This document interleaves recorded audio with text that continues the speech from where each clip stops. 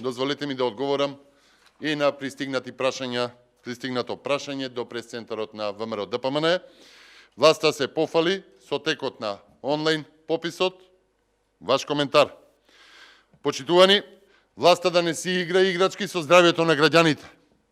Главната теза им беше дека за 10 години имало 600.000 иселени плюс диаспората од претходно. Од сето тоа има само 50.000 попишани во овој период и тоа на апликација која што е падна и е проблематична, пробиена и девалвирана од првиот ден.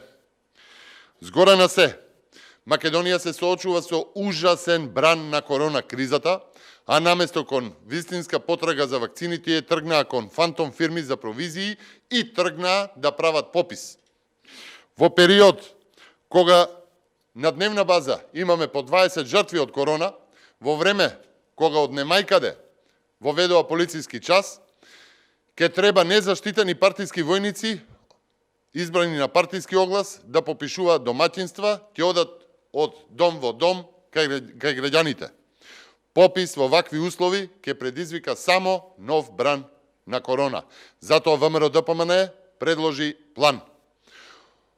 Одржување на теренски попис во втората половина на месец септември годинава. Веднаш имунизација на населението, задолжителна имунизација на попишувачите.